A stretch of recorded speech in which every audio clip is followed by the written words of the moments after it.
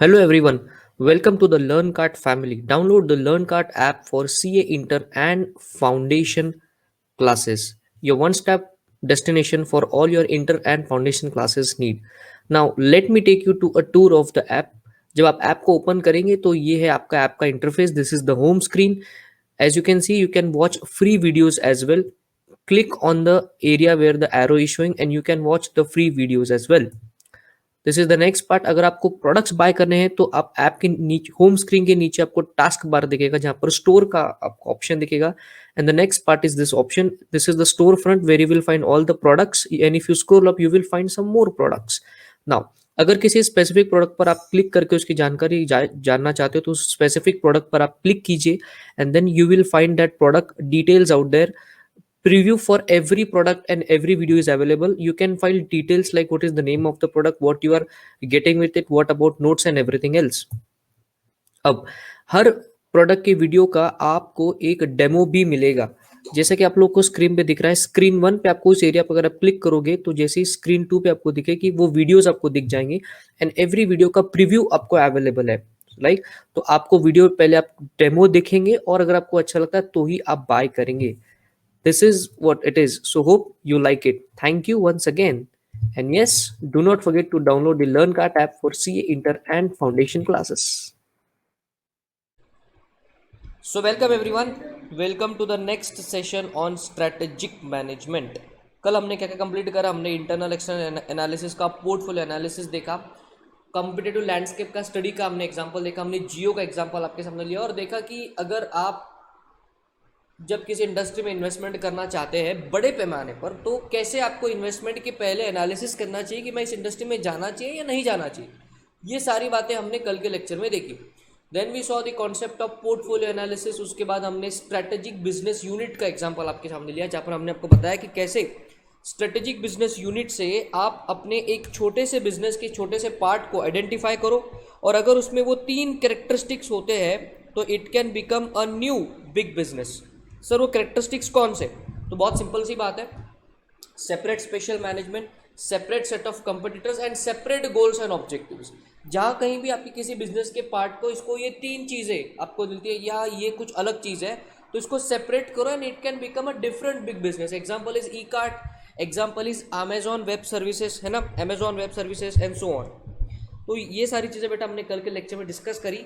Now will go forward, will go to the next analysis वाले चीज़ों को हम करेंगे. ये रही वो सारी चीज़ें आपके सामने. हाँ बोलो. अभी दिख गई? हाँ वो मैं, अरे भैया हमारे पास कंट्रोल होता है सारा. मैं जानबूझ के आपको स्क्रीन बाद में दिखाए. पहले आपको याद आना चाहिए ना चीज़ें. विदाउट देखे आपको याद कितना आता है वो भी तो एक चीज़ होनी चाहिए. चलिए बेटा बात करेंगे एक्सपीरियंस कर्व की. Sir what is the concept of experience curve? Experience curve concept क्या कहता है, इसको मैं ब्रैकेट में लिख देता हूँ. Learning curve effect. यहाँ पर मैं इसको ब्रैकेट में लिख रहा हूँ learning curve effect. Learning curve effect. अब देखिए आप अभी EISSM की क्लासेस कर रहे हो बराबर. अब ये क्योंकि आप फर्स्ट टाइम कर रहे हो इसलिए आपको समय लग रहा है ना. You are doing it for the very first time and that's why it is a time consuming process. लेकिन क्या एग्जाम के एक दिन पहले यही पूरी जो हमने इतनी क्लासेस ली है आपकी EISSM की लगभग 1 1.5 2 महीना चलती है, क्या यही चीज आप एग्जाम के एक दिन पहले पूरा रिवाइज करने वाले हो? यस. ये कैसे पॉसिबल हो रहा है? लर्निंग कर्व इफेक्ट ये कहता है कि जब आप कोई चीज़ फर्स्ट टाइम करते हो तो उसको करने में समय लगता है. फिर जब आप वो चीज़ बार बार करते हो और बहुत बार उसको कर लेते हो तो वो चीज़ ऑटोमेटिकली ऑटो पायलट मोड पर चले जाती है. मतलब उसको कमाई करने का जो मिनिमम समय है वो एक पॉइंट आता है. मतलब अगर मैं EIS की बात करूँ, अगर किसी को EIS पूरा लर्न भी है, मतलब जैसे कि मेरे को पूरा EIS और SM लर्न भी है लेकिन फिर भी मैं उसको 5 मिनट पे तो रिवाइज नहीं कर सकता. मैक्सिमम कितना टाइम लगेगा? हर चैप्टर के साइज के हिसाब से अगर मैं EIS की बात करूँ तो मेरे को मिनिमम 10 घंटे लगेंगे अच्छे से सारे कॉन्सेप्ट्स को रिवाइज मैं जब बच्चों से करवा लूँ. अगर मैं पर्सनल लेवल पे उसको जब रिवाइज करूँगा तो मुझे हार्डली आई रिक्वायर 4 आवर्स, उससे ज़्यादा नहीं. और अगर SM की बात करूँ तो 2 घंटे में पूरा SM मैं कर सकता हूँ अगर मैं पर्सनल बात करूँ तो SM एंड EIS मेरे लिए केवल 6 से 7 घंटे का ही खेल है. तो ये लर्निंग कर्व इफेक्ट है। तो आपको बिजनेस में भी यही ध्यान रखना है कि अगर आप एक एग्जिस्टिंग कंपनी हो और आपका कोई एग्जिस्टिंग प्रोडक्ट लाइन है, तो उस केस में उस प्रोडक्ट जैसा ही एक नया प्रोडक्ट अगर आप लॉन्च करते हो तो आपको पता है कि मार्केटिंग कैसे करते हैं, आपको पता है कि कितना पैसा लगता है, आपको पता है कि रिसर्च एंड डेवलपमेंट में कितना पैसा खर्च होना है, आपको पता है कि मैन पावर को कैसे लगाना है, आपको पता है कि मैनेजमेंट कैसे करना है। तो अंडरस्टैंड, एक स्टार्टअप को नए प्रोडक्ट को लॉन्च करने में ज़्यादा टाइम लगता है और एक एस्टैब्लिश्ड कंपनी को उसी प्रोडक्ट को लॉन्च करने में कम टाइम, कम समय, कम खर्चा लगता है। क्यों? Due to the concept of experience curve. मुझे बताइए क्या आपको कॉन्सेप्ट समझ में आ रहा है? एक्सपीरियंस कर्व का कॉन्सेप्ट समझ में आ रहा है? ये देखिए, थोड़ा सा जो इंपॉर्टेंट है वो पढ़ रहा हूँ। The implication is that larger firms in an industry would tend to have lower unit costs as compare to those for smaller companies, thereby gaining a competitive cost advantage. और जितना तुम्हारे business का scalability बढ़ता चला जाएगा, हमने पहले ही देखा है इंट्रोडक्टरी लेक्चर में कि स्केलेबिलिटी का मतलब क्या होता है। जितना तुम बिजनेस को स्केल करोगे आपको वो इकोनॉमीज ऑफ स्केल का बेनिफिट मिलेगा, एंड इकोनॉमीज ऑफ स्केल का बेनिफिट भी आपको एक्सपीरियंस कर्व से ही मिलता है। अब जैसे आपने जब फर्स्ट टाइम एडवांस अकाउंट्स को पढ़ा, आपने जब फर्स्ट टाइम टैक्सेशन को पढ़ा, तो बच्चों के तोते उड़ गए। जब बच्चों ने फर्स्ट टाइम कॉस्टिंग को पढ़ा तो उनके पैरों तली जमीन खसक गई कि भैया ये क्या सब्जेक्ट है भैया, जब मेरे साथ तो वैसे होता, मैंने बताया था आपको। लेकिन over a period of time जब आप उसको बार बार बार बार बार बार करते हो तो आपको वो यूज टू हो जाता है। दैट यूज टू होना और कम समय लगना, बेटा इसी को कहते हैं the concept of learning curve effect. Getting this point? तो EISSM मैं इसको रिवाइज कर सकता हूँ मैक्स टू मैक्स 7 आवर्स में पूरा फटाफट से, और बच्चों को रिवीजन करवाना है तो SM is just a game of 10 hours and EIS is just a game of 15 hours with conceptual explanation. एक भी पॉइंट नहीं छोड़ेंगे। ये ऐसा हम कर सकते हैं by the concept of learning curve effect. So that is overall इतना ही कॉन्सेप्ट है एक्सपीरियंस कर्व का। तो देखिए हम टूल्स को पढ़ रहे हैं, यहाँ पर पोर्टफोलियो को देखा, स्ट्रेटेजिक बिजनेस यूनिट को देखा, ये एक्सपीरियंस कर्व को हमने देखा। अब अगला कॉन्सेप्ट आ रहा है आपके सामने, that is the concept of product life cycle. मैंने पहले बताया EIS में और SM में फ़र्क यही है कि EIS में ये बड़े बड़े कॉन्सेप्ट रहते एकदम जोरदार, बिल्कुल ऐसा जनरल लॉजिकल एक्सेस कंट्रोल, ये बड़ा कॉन्सेप्ट इतना सारा करने को 2-2.5 लेक्चर लग जाता है। इधर कॉन्सेप्ट ही इतना छोटा है कि within 15 minutes a concept gets over. इसीलिए तो SM का जो सिलेबस है वो ऐसा हार्ड नहीं लगता है, काफ़ी लाइट वेट है SM का सिलेबस, लेकिन अंडरस्टैंडिंग बहुत है, कॉन्सेप्ट्स बहुत सारी है। प्रोडक्ट लाइफ साइकिल की बात करेंगे। What is the concept of product life cycle? जरा इस डायग्राम को देखिए। क्या इस डायग्राम को आपने पहले कभी देखा है? Have you ever seen this diagram before? तो मुझे जरा बताइए आपको क्या पता है प्रोडक्ट लाइफ साइकिल के बारे में, फिर मैं थोड़ा आपको बताऊंगा। बताइए।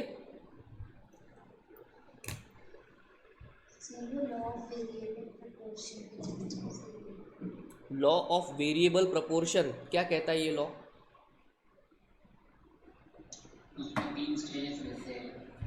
यहाँ तो 4 दिख रहे हैं। एग्जैक्टली प्रिसाइज में बता दीजिए कि क्या है ये।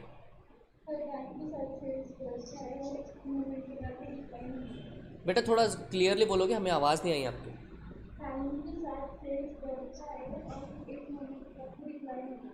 ओके, टाइम के साथ आपका सेल्स बढ़ेगा, फिर एक मोमेंट के बाद वो डिक्लाइन हो जाएगा। Very good.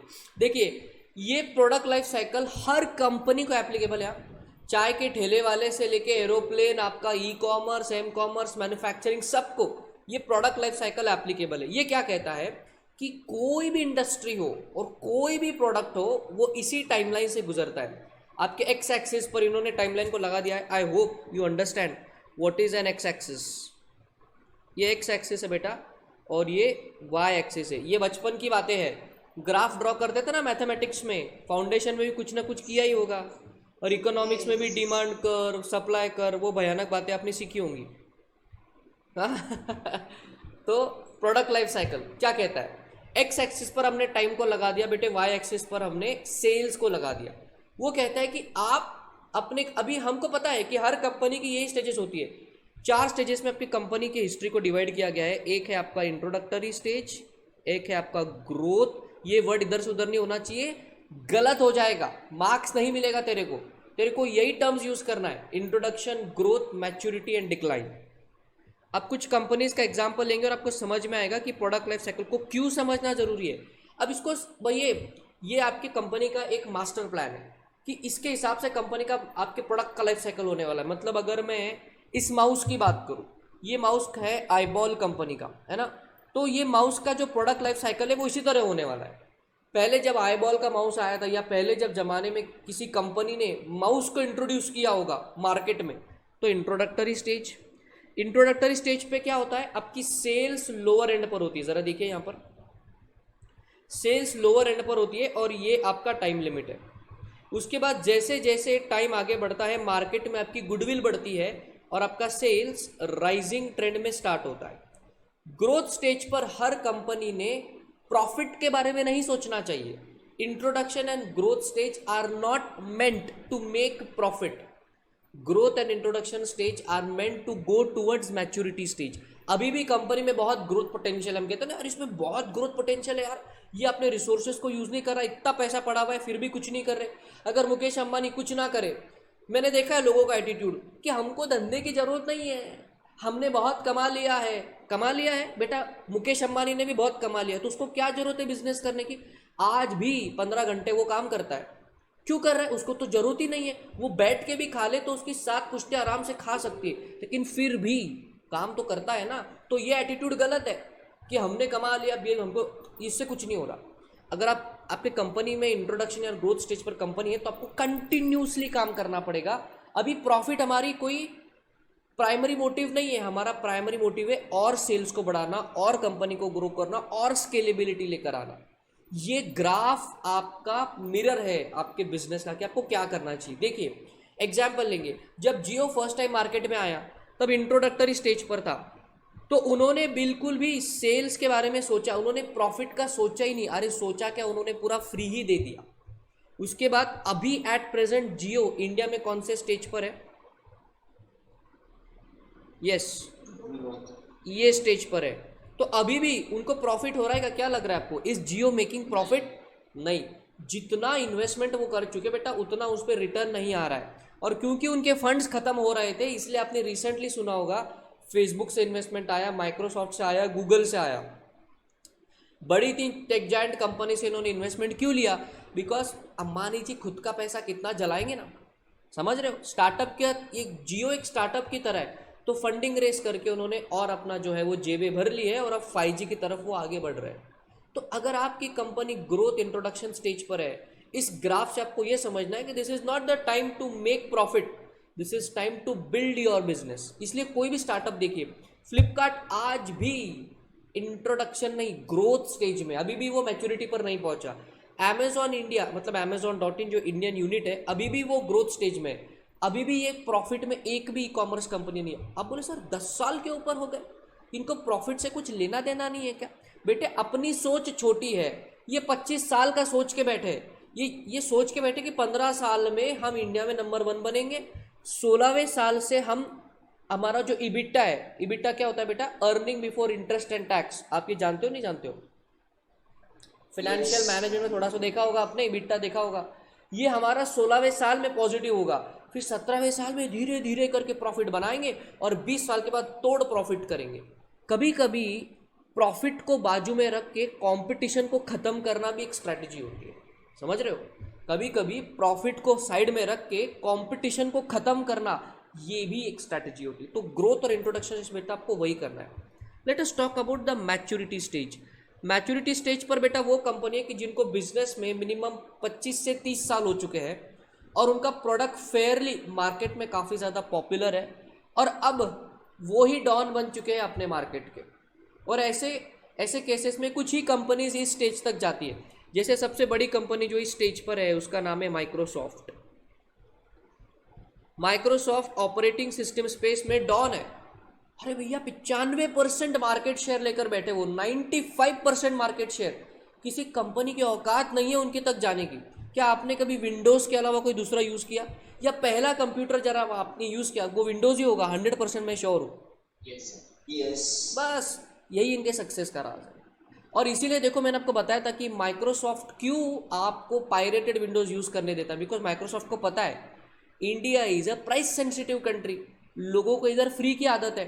तो अगर माइक्रोसॉफ्ट ने बहुत ज़्यादा रिस्ट्रिक्शंस इंडिया में लेकर आ गए, तो माइक्रोसॉफ्ट को पता है कि इंडियंस में इतना दिमाग है कि अपनी ऑपरेटिंग सिस्टम खुद बना लेंगे। और एक बार अगर किसी इंडियन ने अपनी ऑपरेटिंग सिस्टम माइक्रोसॉफ्ट से बेहतर बना ली और वो फ्री बांट दी, तो लोग माइक्रोसॉफ्ट को भी नहीं बख्शेंगे, लोग शिफ्ट हो जाएंगे उस पर। इसीलिए इंडिया में पायरेटेड विंडोज़ यूज़ होता है, माइक्रोसॉफ्ट को पता है, फिर भी वो कुछ नहीं करता। क्यों? कभी कभी प्रॉफिट को बाजू में रखना पड़ता है, कंपटीशन को ख़त्म करना भी स्ट्रैटेजी होती है। मैंने अभी आपको 2 सेकंड पहले बताया, यही वो रीज़न है। माइक्रोसॉफ्ट जानता है कि आपके पास पायरेटेड विंडो है, लेकिन वो कुछ नहीं कर रहा। क्यों? India is a price sensitive market. यही आप यूएस में जाइए, यूएस में आप जाकर पायरेटेड विंडो को आपको ठोक देंगे उधर ही। सबसे पहले तो आपको माइक्रोसॉफ्ट आपके कंप्यूटर को 28 दिन में क्रैश कर देगा। इंडिया में भी कई बार हुआ है, मेरे साथ एक बार हुआ था बचपन में। मतलब मेरा जो घर पे पीसी था उसमें पायरेटेड विंडोज़ था, तब तो अपन बच्चे थे, अपने को पता नहीं था कि वो विंडोज़ क्रैश कैसे हो गया। लेकिन आज समझ में आता है, पायरेटेड विंडोज़ का पता अगर माइक्रोसॉफ्ट को चलता है और अगर वो एक्शन लेने का सोचता है, तो जब से उसको पता चला उसके 28 डेज के अंदर वो आपके कंप्यूटर का विंडोज़ क्रैश कर देगा, आपको पता भी नहीं चलेगा। वो ऐसा बग आपके वहाँ पर प्लांट कर देगा। तो मैच्योरिटी की स्टेज पर बेटा जो कंपनी है, उसके जो प्रोडक्ट्स है वो वेल एस्टेब्लिश्ड है मार्केट में, उसको एक्स्ट्रा मार्केटिंग की जरूरत नहीं है। आपने कभी माइक्रोसॉफ्ट के ऑपरेटिंग सिस्टम की ऐड देखी क्या? कभी have you ever seen? Coca Cola की ऐड देखी आपने? हाँ, मूवीज की ऐड देखी आपने? बहुत लोगों के कभी माइक्रोसॉफ्ट के विंडोज की ऐड देखी आपने? पहले आती थी, अब उनको आने की जरूरत नहीं है। बिल गेट्स ने जब माइक्रोसॉफ्ट फाउंड किया था, तो बिल गेट्स के कई सारे वीडियोस आपको यूट्यूब पर दिख जाएंगे जहां वो ऑपरेटिंग सिस्टम के बारे में लोगों को बता रहे। लेकिन अब इतने वो बिजनेस में मैच्योर हो चुके हैं, माइक्रोसॉफ्ट मैच्योरिटी स्टेज पर है, तो आपको एडवर्टीजमेंट की भी जरूरत नहीं है, आपका प्रोडक्ट नाम से बिकेगा, नाम से। चलिए मुझे बताइए, और कौन सी कंपनी मैच्योरिटी स्टेज पर है? गूगल सर्च इंजन के मार्केट में मैच्योरिटी स्टेज पर है। Are you understanding this? Well establish product, आपको कुछ बहुत ज़्यादा खर्चा करने की ज़रूरत नहीं। आप बोलोगे सर लेकिन हमको गूगल की कई बार एड्स दिखाई देती है, राइट? गूगल की एड्स आपको दिखाई देती है बिकॉज अब क्या हो रहा है, गूगल को ये चीज़ पता चल गई कि साला अपने ही एप्लीकेशन यूज करके बाकी के कंपनीज अपना बिजनेस चला रहे। जैसे अगर मैं ओला उबर की बात करूँ, ये ओला उबर का पूरा धंधा गूगल मैप्स पे ही चल रहा है, हाँ या ना? Please tell me. अगर गूगल मैप्स ना होता तो ओला उबर क्या कर लेता? जोमैटो, स्विगी, ये जो ट्रैकिंग आप करते हो सब कुछ गूगल का यूज कर रहे हैं ना। तो गूगल ने सोचा एक काम करते ना, लोगों को ये बताते हैं कि आपको दूसरे कंपनीज के पास जाने की जरूरत नहीं है, Google is the central server, इधर ये पूरा डेटाबेस है, इसी का यूज करके बाकी कंपनीज अपना बिजनेस मॉडल बना रहे हैं। तो कभी कभी कंपटीशन को खत्म करना भी एक चीज आपके लिए बन जाती है। तो मैच्योरिटी स्टेज पर अगर आपकी कंपनी है, अब ये तो मैंने बता दिया कि होता क्या है, लेकिन मैच्योरिटी के अगला स्टेज देखिए। मैच्योरिटी के बाद क्या होती है? डिक्लाइन स्टेज आती है। तो जो कंपनी मैच्योरिटी स्टेज पर है उसे अपनी इस पोजीशन को मेंटेन करना है। मैच्योरिटी स्टेज पर कंपनी का सेल्स हाईएस्ट पॉइंट पर आता है, दैट इज दिस पॉइंट। ये सबका हाईएस्ट पॉइंट है आपके सेल्स का, this is the highest point maturity की। हाँ बोलिए बोलिए। डेफिनेटली मैं अगला एग्जांपल ले ही रहा था। एप्पल का जो आईफोन मार्केट है, मतलब स्मार्टफोन मार्केट में Apple is at a maturity stage. अभी मैंने जो बताया ना कि डिक्लाइन होना है, वो वही मैं एप्पल का आपके सामने एग्जांपल लेने वाला था। मैच्योरिटी की स्टेज का अगला स्टेज है डिक्लाइन। अगर कोई कंपनी अपना एक ही प्रोडक्ट मार्केट में इम्प्रोवाइजेशन कर कर लॉन्च करता रहे, तो कस्टमर बेटा बोर हो जाता है, customer wants something new. Apple को देख लो भैया, 2007 में स्टीव जॉब्स ने रातों रात लोगों की नींदें उड़ा दी थी, स्मार्टफोन क्या होता है इसका कॉन्सेप्ट ही बदल दिया था। लेकिन we are in the year लगभग 10-15, हम 12 साल आगे हैं उनसे अभी, एट प्रेजेंट 13 साल हो गए, आईफोन ही लॉन्च किए जा रहा है। आईफोन के बस नए वर्जन आते हैं, वो थोड़ा बड़ा होता है, उसमें फीचर ऐड होते हैं, प्रो मैक्स आता है, छोटा बड़ा मिनी ऐसी, बस आईफोन ही आईफोन लॉन्च कर रहे हैं। क्या आपने कभी आईफोन एप्पल से किसी दूसरे फ़ोन का कभी देखा, कोई ऐसे कुछ अलग सेगमेंट में उन्होंने स्मार्टफोन को लॉन्च किया? कभी नहीं। तो कभी कभी क्या होता है, मैच्योरिटी के स्टेज पर जाने पर कंपनी इतनी कंप्लेसेंट हो जाती है, कंपनी को लगता है अपन ही डॉन है, उनको ये नहीं समझ में आता है आगे डिक्लाइन है, आपको इनोवेशन को रुकना नहीं है। अभी देखिए माइक्रोसॉफ्ट की बात अलग है कि उसको दूर दूर तक कोई कंपटीशन नहीं है, और मुझे लगता है कि आने वाले 50 सालों में माइक्रोसॉफ्ट ही रहने वाला है, बिकॉज ऑलरेडी आर्टिफिशियल इंटेलिजेंस, फिर आपका मशीन लर्निंग को सपोर्ट करने वाले फीचर्स ऑलरेडी विंडोज़ में आने लगे हैं। तो Windows is having a bright future. But what about iPhone? क्या आईफोन से अब लोग बोर होने लगे? सैमसंग को देखिए, सैमसंग कितने इनोवेशंस करता है, हर बार कोई अलग शेप लेके आ रहा है, हर बार कुछ फोन में अलग फीचर लेके आ रहा है। कभी कभी वो एम सीरीज लेके आया, एफ सीरीज लेके आया, एक ही सीरीज लेके आया, मतलब कितना सारा उनका इनोवेशन चल रहा है। But what about Apple? Apple भी इनोवेशन करता है, नो डाउट, तोड़ इनोवेशन करता है, लेकिन now the customer wants something new. वो हमेशा कहते हैं जब कोई नया आईफोन लॉन्च करते, this is the best iPhone we have ever made. अरे हाँ भैया, तुमने अगर अपग्रेड करके बनाओगे तो ये बेस्ट ही होने वाला है, लेकिन फर्स्ट टाइम अगर कोई कहता है कि this is the best thing we have ever done, उसका इम्पैक्ट अलग है। लेकिन तुम बार बार वही चीज बोलोगे तो क्या उसका इम्पैक्ट कम होता है या उतना ही रहता है? मेरा सवाल है आपसे। कम होता है। तो मैच्योरिटी के स्टेज पर अगर कोई कंपनी है, उसे ये ध्यान देना चाहिए कि अगली स्टेज डिक्लाइन वाली है, तो अपने को अपनी पोजीशन यहाँ पर होल्ड कर कर रखनी पड़ेगी। हम कोई नया रिस्क नहीं ले सकते, हम कोई नया उठपटांग डिसीजन नहीं ले सकते, बिकॉज अगली स्टेज सीधा डिक्लाइन है। हाँ, ग्रोथ एंड इंट्रोडक्शन स्टेज में आपको जो लगे वो रिस्क आप ले सकते हैं, बिकॉज आपको आगे ही बढ़ना है।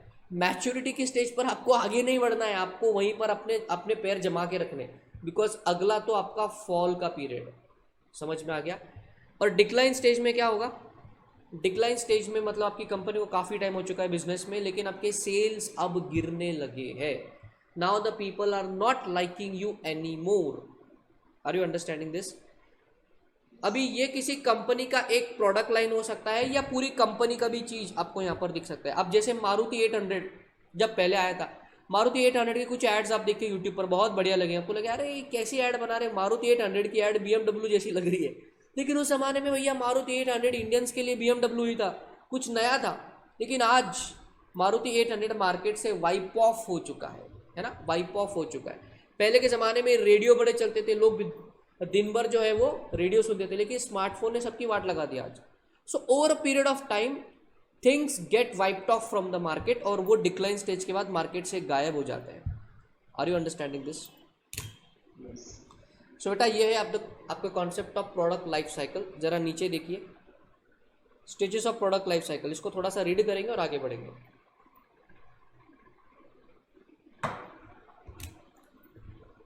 एमसीक्यू में कभी कभी आता है, तो इसलिए रीडिंग थोड़ा जरूरी है। The first stage of the PLC is the introduction stage in which competition is almost negligible, prices are relatively high and markets are limited. The growth in sales is at a lower rate because lack of knowledge on the part of customer. Introduction stage पे लोगों का आपके बारे में पता ही नहीं है, आप क्या प्रोडक्ट लॉन्च कर रहे हैं, आपका कंपनी क्या है, ट्रस्ट बिल्ड करने में टाइम होता है। जैसे अगर मैं electronic 2 wheelers and electronic 4 wheelers की बात करूँ इंडस्ट्री की, वो इंडस्ट्री अभी कौन से स्टेज पर है इंडिया में? आई गेस कुछ अटक गया है, just wait for 1 minute. 1 minute के लिए रुकना बस।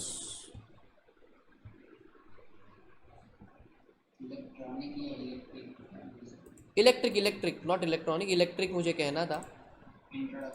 स्टे अच्छा, आपको अभी विजिबल है या नहीं है? स्क्रीन विजिबल है? आपको मेरी आवाज़ आ रही थी? ठीक है, is it now visible? Electric 2 wheeler की अगर मैं बात करूं या इलेक्ट्रिक 4 व्हीलर्स की मैं बात करूं, तो अभी कौन से स्टेज पर है? इंट्रोडक्शन। अभी प्राइस हायर है इलेक्ट्रॉनिक जो इलेक्ट्रिक 2 व्हीलर है। अब जैसे मैं अगर रिवोल्ट RV 400 की बात करूं, बजाज चेतक की बात करूं, एथर 450X की बात करूं, सारी 1 लाख के ऊपर की गाड़ियां है, बराबर। अभी वो ये भी आ रहा है ओला इलेक्ट्रिक, आई डोंट नो उसकी प्राइसिंग क्या होने वाली, बिकॉज अभी तक कोई हिंट नहीं है। उनका ट्विटर हैंडल में कंटिन्यूसली फॉलो कर रहा हूँ, मैं कंटिन्यूसली ट्रैक कर रहा हूँ कि कब लॉन्च डेट है और कब इनका क्या फीचर तो सारे मार्केट में आ चुके हैं। भविष्य अग्रवाल जो ओला के ओनर है, उन्होंने ऑलरेडी एक वीडियो अपने ट्विटर पर डाल दिया है जहाँ पर वो बता रहे कि ओला इलेक्ट्रिक क्या होने वाला है and how the bike is gonna be. लेकिन प्राइसिंग अभी तक उन्होंने रिवील नहीं करी है, और मुझे लगता है ओला इलेक्ट्रिक मार्केट को बिल्कुल रेवोल्यूशनाइज कर देगा। एकदम कॉम्पिटिटिव प्राइसिंग वो रखेंगे। तो इंट्रोडक्शन बेटा स्टेज वो होती है जहाँ पे कंपनी को भी एक्सपीरियंस कम है, तो स्टार्टअप वाले जो स्टार्टिंग ईयर है आपके वो यहाँ पर आते हैं। Second phase, the second phase of PLC is the growth stage. In growth stage the demand expands rapidly, prices fall, competition increases and the market expands. The customer has knowledge about the product and shows interest in purchasing it. Introduction stage पे आपके लिए competition बढ़ जाती है। क्या जियो के लिए market में अब एयरटेल, वोडाफोन, आइडिया की कंपटीशन बढ़ गई है? जब जियो 4G के साथ आया था तो अकेला था इंट्रोडक्शन में, लेकिन अब क्या मार्केट में उसको कंपटीशन मिल रही है? तो वही लिखा है। सेकेंड स्टेज में क्या होता है, आपके प्रोडक्ट की प्राइसेस अब आप एग्रेसिवली नहीं बढ़ा सकते, बिकॉज अब लोगों को आपके बारे में प्रोडक्ट का फीडबैक भी मार्केट में है, लोगों को पता है कि आपका प्रोडक्ट कितना वर्थ है, तो प्राइसेस बहुत ज़्यादा नहीं रख सकते। मार्केट में आपका कंपटीशन आ चुकी है, सेल्स में there is a growth because now people are knowing you in the market. इसको कहते हैं धीरे धीरे गुडविल बढ़ना। आगे maturity stage, the third phase PLC is the maturity stage. In this stage the competition gets tough and the market gets established. Profits come down because of stiff competition. At this stage, organization have to work for maintaining stability. मैंने बताया उनको अपनी position hold करना है, नहीं hold करे तो decline हो जाएंगे। और डिक्लाइन देखिए, in the declining stage of PLC, the sales and profits fall down sharply due to some new product replacing the existing product. So a combination of strategies can be implemented to stay in the market either by diversification or retrenchment. Sir diversification retrenchment क्या होता है, इसमें से मैं अभी पर्दा नहीं उठाऊंगा बिकॉज एनीवेज हमको चैप्टर नंबर 4 जब हमको करना है तब इस पे हमको 2-2 पन्नों की कॉन्सेप्ट पढ़ना है, तो विल अंडरस्टैंड देयर। अभी इस पे टाइम वेस्ट नहीं करेंगे। सर बोलिए। फिर कंपनी प्रॉफिट कौन से स्टेज में करती है ज़्यादा? कंपनी प्रॉफिट जो है बेटा वो ग्रोथ और मैच्योरिटी के बीच में इस पॉइंट पर करती है जहां पर आपने प्राइसेस को ठीक ठाक रख रखा है। मैच्योरिटी स्टेज पर आप ना प्रॉफिट पर यूनिट से नहीं कमाओगे, आपको प्रॉफिट वॉल्यूम से आएगा। अंडरस्टैंड, प्रॉफिट 2 तरीके से बनता है। प्रॉफिट जो है, कोई भी कंपनी जो प्रोडक्ट सेल करती है ना, प्रोडक्ट सेलिंग जो कंपनी है उसको 2 टाइप से प्रॉफिट होता है। एक होता है per unit high margin, per unit high margin, और दूसरा तरीका है per unit low margin, per unit low margin. अगर ये वाली आपकी कंपनी है जो पर यूनिट पर ज़्यादा प्रॉफिट कमाती है, तो इस केस में आपको जो प्रॉफिट होने वाला है वो वॉल्यूम से नहीं होगा, मतलब आपका कस्टमर बेस छोटा रहेगा, customer base will be small, customer base will be small, लेकिन आपका प्रॉफिट बड़ा रहेगा। क्यों सर? इमेजिन करो ना, एप्पल अगर 40,000 में फ़ोन का उसको कॉस्ट आता है, वो आपको 70,000 में 1 लाख में फ़ोन बेच रहा है, तो लगभग 100% प्रॉफिट आपको एक यूनिट पर मिल रहा है।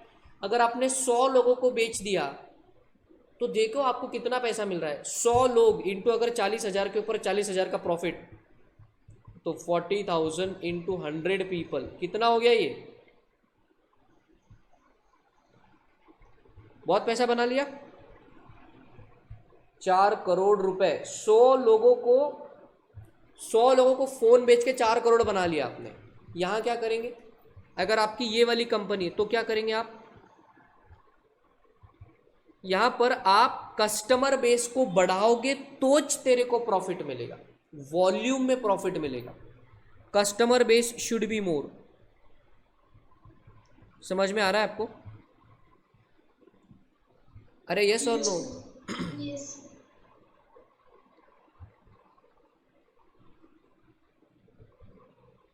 शायद मैंने एक जीरो ज़्यादा जोड़ दिया यहाँ पर,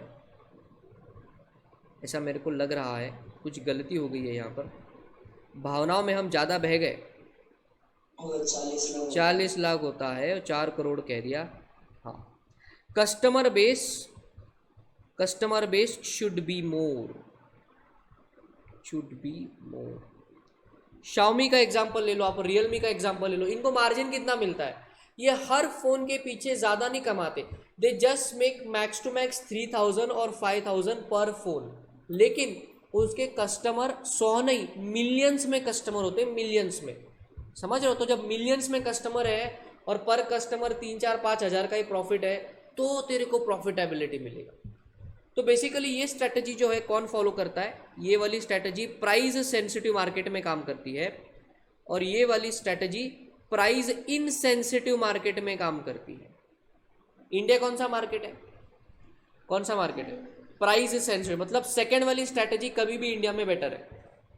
तो सर फिर एप्पल आईफोन ऐसा क्यों नहीं करता? आप ये समझिए, आईफोन और एप्पल के लिए इंडिया एक मार्केट है, वो तो ग्लोबल कंपनी है, तो India is just a small part for them. So वहां पे वो अगर उनका कॉस्ट रिकवर करके थोड़ा प्रॉफिटेबिलिटी आ गया तो दे आर हैप्पी, लेकिन मार्केट में प्रेजेंस बना रहना चाहिए आपका। प्राइस इंसेंसिटिव मार्केट का बनता है, एक क्लास अपार्ट होता है। प्राइस इंसेंसिटिव कस्टमर कौन होता है? उसका नेटवर्थ ज़्यादा होता है, और नेटवर्थ ज़्यादा वाले लोग कितने हैं इंडिया में? Less than 20%। तो 80% तो लोग आपके प्राइस सेंसिटिव है, एंड 20% लोग आपके क्या है? प्राइस इनसेंसिटिव, मतलब उनको महंगी चीज़ें खरीदने में कुछ नहीं लगता। अब इमेजिन करो ऋतिक रोशन है, उसको BMW खरीदने में कुछ नहीं लगेगा, क्यों? वो भैया साल के 3-4 करोड़ तो ऐसे ही कमा रहा है, तो उसका 50-60 लाख की BMW खरीदने में कुछ नहीं लगेगा। तो प्राइस इनसेंसिटिव कस्टमर है, लेकिन ऐसा कस्टमर कितना है इंडिया में? 20%। तो आईफोन वाले जो बड़े कंपनीज है, जो ब्रांडेड कंपनीज, उनका टारगेट मार्केट ही 20% पॉपुलेशन है, लेकिन शाओमी, रियलमी, इनका टारगेट मार्केट 80% कस्टमर बेस है। तो इस तरह से कंपनी सोचती है और अपनी प्रोडक्ट की पोजीशनिंग करती है। वो प्रोडक्ट पोजीशनिंग का स्लाइड मैंने आपको दिखाया ही था। क्लैरिटी हो गई सबको? ऐसा यस। ऐसा एकदम एक नंबर सब्जेक्ट है पूरा। ऐसे आप लोगों को समझेगा कि कंपनीज कैसा बिजनेस कर रहा, कैसा प्रॉफिट हो रहा, क्यों मार्केटिंग कर रहा, ये प्रोडक्ट कैसा चल रहा। कभी कभी कोई कंपनी प्रोडक्ट लॉस में भी बेचती है, क्यों? मार्केट में टिके रहने के लिए। उसका भी मैं एग्जाम्पल लूंगा जब आगे हम बढ़ेंगे। So that was the concept of product life cycle, और यहाँ पे ये चीज़ खत्म होती है। हाँ बेटा, चैप्टर 2 में जितने भी हम ऐसे कॉन्सेप्ट देखने वाले, product life cycle, BCG matrix, ADL matrix, मेरा स्ट्रॉन्ग रिकमेंडेशन है आपसे, एग्जाम में अगर क्वेश्चन आता है तो you should draw this diagram. ये डायग्राम को आपने ड्रॉ करना चाहिए। एक इट क्रिएट्स एन प्रेजेंटेशन का इम्पैक्ट होता है एग्जामिनर पे, और उसको पता चलता है कि हाँ बच्चे को नॉलेज तो है। आप इमेजिन करो, आपके पास 2 पेपर चेकिंग के लिए आ रहे हैं, सेम क्वेश्चन का आंसर, एक ने विथ डायग्राम लिखा, एक ने विदाउट डायग्राम लिखा, आपको कौन सा अच्छा लगेगा ज्यादा? आंसर आपसे आ गया, तो मेहनत आपको करनी है, डायग्राम याद रखना है, ठीक है? गलत डायग्राम मत ड्रॉ करके आना। उसे कहते हैं ना, कुल्हाड़ी पर जाकर खुद के पैरों पर कुल्हाड़ी नहीं मारते आप। गलत डायग्राम जब ड्रॉ करते हैं ना, तो सीधा कुल्हाड़ी पर जाकर लेट जाते हो आप कि भैया मार लो, खत्म कर लो। तो ऐसा मत करना। Diagram should be accurate. X का वाई, वाई का एक्स, ये उल्टा, ये टाइम उधर, सेल्स नीचे, ऐसा मत करना। सही से ड्रॉ करो, वरना मत ड्रॉ करना। हाँ, BCG मैट्रिक्स। BCG मैट्रिक्स का मतलब होता है Boston consulting group growth share matrix. एक बार फुल फॉर्म बताऊंगा इसका, Boston consulting group growth share matrix. इन्होंने बहुत बढ़िया तरीके से अपने इस मैट्रिक्स को डिवाइड किया है। बेसिकली ये मैट्रिक्स किसके लिए है? बेसिकली ये मैट्रिक्स उस कंपनी के लिए है जिसके मल्टीपल प्रोडक्ट्स है, या वो कंपनी को भी एप्लीकेबल है। अगर एक कंपनी का अगर एक ही प्रोडक्ट है तो उस केस में ये मैट्रिक्स उसके लिए नहीं है। ये मैट्रिक्स उसी कंपनी के लिए है जिसके मल्टीपल प्रोडक्ट्स है। मतलब अगर मैं टाटा मोटर्स की बात करूँ तो उनके मल्टीपल प्रोडक्ट है, BCG उधर एप्लीकेबल है। मैं अगर गूगल की बात करूँ, उनके मल्टीपल प्रोडक्ट्स है, BCG उधर एप्लीकेबल है। समझ में आ रहा है? तो ऐसी कंपनी जिसके मल्टीपल प्रोडक्ट लाइन है, उधर ये मैट्रिक्स एप्लीकेबल होता है। पतंजलि, क्या पतंजलि को ये मैट्रिक्स एप्लीकेबल होगा? 101% एप्लीकेबल होगा। अभी देखिए ये मैट्रिक्स में क्या क्या है, पहले मैंने आपको बताया कि किधर इसकी एप्लीकेबिलिटी है, बराबर। अभी let us talk about revolt. क्या आपको रिवोल्ट के बारे में पता है? रिवोल्ट जो इलेक्ट्रिक बाइक है, नहीं पता तो आपको बता देता हूं। नहीं पता आपको? रिवोल्ट RV400, ये इंडिया की इलेक्ट्रिक बाइक है। It is good. मैं खुद इसको परचेज करने का सोच रहा हूँ, and I am planning to purchase this as of now. ये बाइक है जो इंडियन मेड है, जो माइक्रोमैक्स के ओनर है। उन्होंने माइक्रोमैक्स का बिजनेस तो लगभग फिनिश ऑफ कर दिया है और अब वो इस बिजनेस में आ चुके हैं, इलेक्ट्रिक बाइक मेकिंग का, and it is one of the good bike. ये इलेक्ट्रिक बाइक है पूरी। तो अभी ये जो रिवोल्ट है, ये मतलब जो कंपनी है उनका नाम है रिवोल्ट मोटर्स। उन्होंने इस बाइक को लॉन्च किया है और उनका एक ही वर्ग, मतलब उनके पास दो ही प्रोडक्ट है, revolt RV400 and revolt RV300, दो ही प्रोडक्ट है। तो क्या इस कंपनी को, मेरा सवाल है आपसे, क्या इस कंपनी को अपना ये जो BCG मैट्रिक्स है क्या ये एप्लीकेबल होगा? Answer is no. Multiple products होना चाहिए। बोलिए बोलिए। नहीं होना चाहिए। तो मल्टीपल प्रोडक्ट होना चाहिए आपके पास, तभी ये मैट्रिक्स आपके लिए एप्लीकेबल है, राइट? ओके, अब जरा देखते हैं कि मैट्रिक्स का कैसा डिजाइन है और क्या है, फिर हम कुछ एक प्रैक्टिकल रियल लाइफ एग्जांपल देखेंगे। यहाँ पर ये बेटा हो गई आपकी एक्स एक्सिस, और यहाँ पर आपको इमेजिन करना ये आपकी वाई एक्सिस। एक्स एक्सिस पर आपने क्या करा है? एक्स एक्सिस पर आपने लिखा है रिलेटिव मार्केट शेयर, मतलब तुम्हारा प्रोडक्ट का, कंपनी का उस कंपटीशन में मार्केट शेयर कितना है। और यहाँ पर है आपका market growth rate. Market growth rate, आपका मार्केट शेयर हाई हो सकता है या आपका मार्केट शेयर लो हो सकता है। आपका मार्केट ग्रोथ रेट मतलब आप कितना इनोवेशन करते हो मार्केट में, आपकी एक्सेप्टेबिलिटी कितनी है, that is the overall dynamism. ये आपका हायर एंड पर हो सकता है या ये आपका लोअर एंड पर हो सकता है। और इनके परम्यूटेशन कॉम्बिनेशन में इन्होंने कुछ इधर नाम दिए हैं। क्या नाम दिए? मैं पहले आपको थ्योरेटिकल समझाऊंगा, फिर प्रैक्टिकल एग्जांपल एक कंपनी का लेंगे और उसके प्रोडक्ट्स का लेंगे, तो आपको पूरी क्लैरिटी हो जाएगी, don't worry.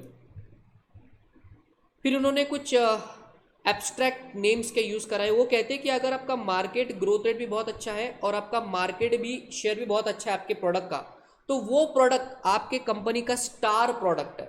It is the highest selling product which is having the highest profitability, लोगों को सबसे ज़्यादा पसंद है। तो वो है आपके स्टार कैटेगरी का प्रोडक्ट। देखिए, एक कंपनी अपने अलग अलग प्रोडक्ट्स को इस ग्राफ में डाल के देखेगा और उसके हिसाब से स्ट्रैटेजीज को डिजाइन किया जाता है। स्ट्रैटेजीज को क्या डिजाइन में था वो बाद में आएगा, पहले ग्राफ को समझते हैं, ठीक है?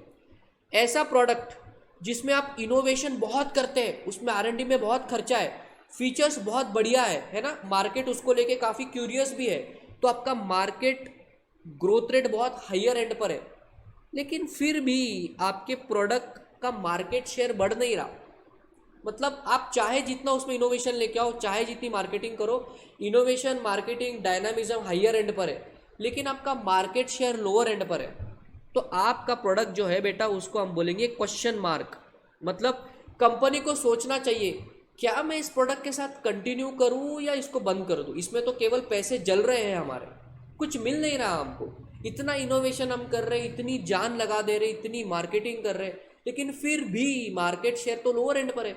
तो क्या हम कहीं पर गलत हो रहे? Should we discontinue with the product? ये सोचने वाली बात है, तो इसलिए उसको बोलेंगे क्वेश्चन मार्क कैटेगरी।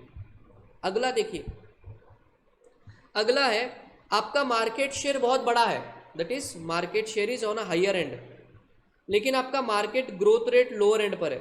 मतलब ये प्रोडक्ट में आप कोई ज़्यादा इनोवेशन नहीं करते, ये प्रोडक्ट में आप बहुत ज़्यादा R&D में पैसा नहीं खर्चा कर रहे, इसमें आप मार्केटिंग में खर्चा नहीं हो रहा है, तो dynamism is at a lower and, लेकिन फिर भी आपका मार्केट शेयर बहुत हायर एंड पर है। मतलब वो प्रोडक्ट लोगों को इतना भा गया है कि आपने कुछ नहीं भी किया तो भी आपका प्रोडक्ट बेचे जा रहा है, बिकॉज आपका मार्केट शेयर हायर एंड पर है। सर ऐसा होता है क्या? हाँ, ऐसा डेफिनेटली होता है। तो ये वो प्रोडक्ट है जहां से आपको मैक्सिमम प्रॉफिट हो रहा है। आप बोलोगे सर फिर स्टार क्या है? बेटा स्टार में अगर आपको सेल्स भी ज़्यादा है तो आपका खर्चा भी तो ज़्यादा है, because market dynamism higher end पर है ना, ज़्यादा R&D कर रहे, ज़्यादा इनोवेशन कर रहे, तो खर्चा भी हो रहा है, सेल्स हो रहा है तो खर्चा भी हो रहा है। और नीचे क्या हो रहा है? आपका खर्चा बिल्कुल कम है लेकिन सेल्स फिर भी हायर एंड पर है, तो ज़्यादा मैक्सिमम प्रॉफिट किधर होगा? ये थर्ड वाले इसमें, इसलिए इसको हमने नाम क्या दिया? Cash cow. ये वो प्रोडक्ट है जो कंटिन्यूसली पैसा आ रहा है आपको वहां से, उसमें कुछ नया इन्वेस्टमेंट करने की आपको जरूरत नहीं है। और अगला, जिधर मार्केट शेयर भी तेरा कम है और तेरा मार्केट डायनामिज्म ही कम है, बेटा तुमसे ना हो पाएगा, उस प्रोडक्ट को हम बोलेंगे डॉग्स, उस प्रोडक्ट कैटेगरी को हम लोग क्या बोलेंगे, डॉग कैटेगरी कहेंगे। चलिए देखते हैं एक प्रैक्टिकल एग्जांपल, एक कंपनी का, गूगल का एग्जांपल लेंगे हम। गूगल के क्योंकि मल्टीपल प्रोडक्ट्स है तो उसको ये जो चीज़ है वो एप्लीकेबल हो जाती है। और गूगल कैसे अपने प्रोडक्ट्स को इस बीसीजी मैट्रिक्स में रखता है, लेट अस अंडरस्टैंड।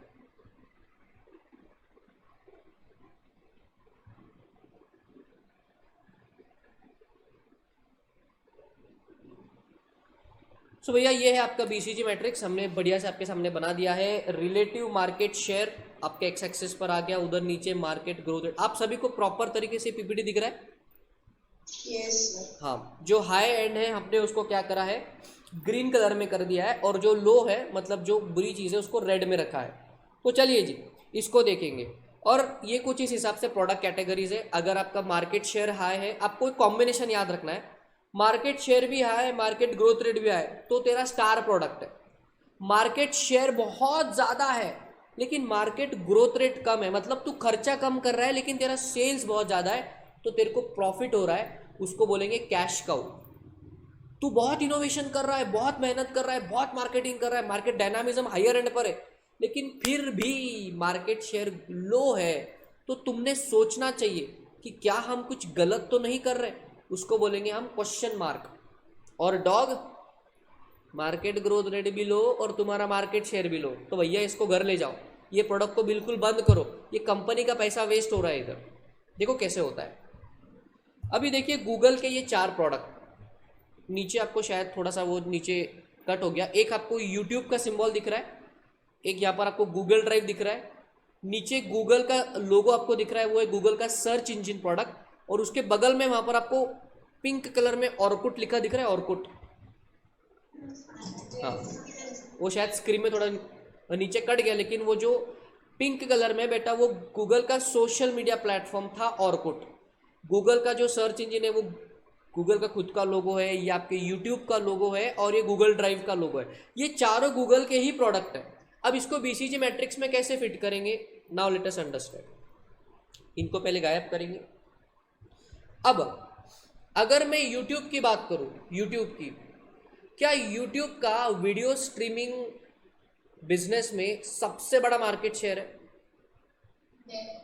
दुनिया में? इंडिया में छोड़ो, दुनिया में सबसे बड़ा मार्केट शेयर है। आज आपको कोई भी वीडियो देखना होता है, क्या यूट्यूब के अलावा कोई दूसरा पता भी है आपको? ये है उस ब्रांड की ताकत। मार्केट शेयर बहुत बड़ा है, अल्टीमेट मतलब एकदम मोनोपोली जैसा सिचुएशन, बिल्कुल सबसे बड़ा मार्केट शेयर है वीडियो स्ट्रीमिंग के बिजनेस में। लेकिन क्या गूगल को इसमें कंटिन्यूस इनोवेशन भी करना पड़ता है? आप जानते हैं इंडिया में रोज के एवरेज 30 to 40,000 नए यूट्यूब चैनल्स इंडिया में रोजाना बेसिस पर क्रिएट होते हैं। और सोचो भले ही कितने वीडियोस अपलोड हो रहे हैं। जब हम भी कोई यूट्यूब पर वीडियो अपलोड करते हैं तो हमारा वीडियो एक वीडियो 1.5 से 2 GB के बीच में होता है, बिकॉज वो वीडियो की क्वालिटी वैसे मेंटेन करनी पड़ती है। तो सोचो कि जो यूट्यूब के सर्वर है, क्या उनको कंटिन्यूसली कुछ ऐसा काम करना पड़ता है कि जिससे वीडियो का मतलब जो क्वालिटी मेंटेन रहे, कि स्पेस भी कम लगे, तो कंटिन्यूस इनोवेशन करना पड़ता है। एज ए यूट्यूबर मैं जानता हूँ कि ये लोग क्या क्या करते हैं, मैं आपको बताता हूँ। यूट्यूब की पॉलिसीज़ होती है कि आपको पैसा कैसे मिलेगा, एडवर्टीजमेंट कैसे आएगी, आपका स्टोरेज स्पेस कैसा होगा। यूट्यूबर्स को एक क्रिएटर स्टूडियो दिया जाता है जो हमको यूट्यूब की तरफ से मिलता है, जहाँ पर हम वीडियोस को अपलोड करके उसमें एडजस्टमेंट्स कर सकते हैं, बीच में एडवर्टीजमेंट ला सकते हैं, वो हम ही डिसाइड करते हैं कि कब क्या होगा। लेकिन ये कंटिन्यूसली गूगल हर 3-4 महीने में अपनी पॉलिसीज़ को चेंज करता है। तो क्या आपका मार्केट ग्रोथ रेट भी बहुत ज़्यादा है, डायनामिज्म बहुत है आपके बिजनेस में, खर्चा भी करना पड़ता है आपको, तो गूगल का ये जो यूट्यूब का प्रोडक्ट है, it is the star product of Google. कैसे? उससे एक तो मोनोपोली है मार्केट में बिल्कुल, तो मार्केट शेयर तो एक नंबर है, लेकिन उतना ही खर्चा भी है यूट्यूब को, बिकॉज सर्वर की कॉस्ट है, मैन पावर की कॉस्ट है, आपको कई सारे अल्गोरिदम्स चेंज करने हैं, एडवर्टाइजर्स को मैनेज करना है, यूट्यूबर्स को फ्री प्लेटफॉर्म्स देना है। बहुत बार क्या होता है, अभी मैंने एक बार यूट्यूब फेस्टिवल अटेंड करा था, not YouTube festival, YouTube India का जो हेड ऑफिस है वो है दिल्ली के बाजू में, जो गुड़गांव है, वहाँ पर यूट्यूब का हेड ऑफिस है इंडिया का। तो मैं जब भी दिल्ली जाना होता है मेरा क्लासेस के लिए, मैं डेफिनेटली यूट्यूब के ऑफिस को विजिट करता हूँ, बिकॉज वहाँ पर जाकर काफ़ी इंसाइट्स मिलती है। अब वहां पर जाकर आपको से बताना है कि हमारा चैनल का नेम क्या है, वो पूरा एनालिटिक्स निकाल के आपको देते कि सर आपका चैनल ऐसा ग्रो हो रहा है, इतने सब्सक्राइबर है। फिर वो हमको मेंटोरिंग भी करते कि सर आप और क्या कर सकते हैं। फिर वो वहां पर फ्री स्टूडियोज अवेलेबल है वहां पर यूट्यूब के ऑफिस, मैंने बकायदा देखा हुआ है, इतने बढ़िया बढ़िया क्वालिटी के वीडियो बना सकते, and it is free of cost. As YouTuber अगर आपका चैनल एक अच्छे लेवल पर है तो आप जाकर वहां पर फ्रीली वीडियोज बना सकते हैं। तो यूट्यूब को खर्चा आ रहा ना, तो मार्केट ग्रोथ रेट भी हाई है, तो मार्केट शेयर भी हाई है, तो गूगल का ये प्रोडक्ट फिट होता है स्टार कैटेगरी में। चलिए अगले प्रोडक्ट पर चलते हैं, वो है गूगल का सर्च इंजन। अब मुझे सोच के बताइए आप, क्या गूगल का सर्च इंजन का मार्केट शेयर भी सबसे हायर एंड पर है? यस। कोई no doubt in that, market में वो लीडर ही है सर्च इंजन के बिजनेस में।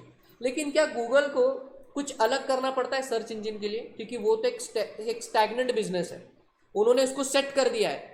अब लोगों को अपनी वेबसाइट्स खुद ही बनानी है और खुद ही लोग उसको गूगल से जोड़ते हैं, तो क्या गूगल कुछ अलग करना पड़ता है क्या?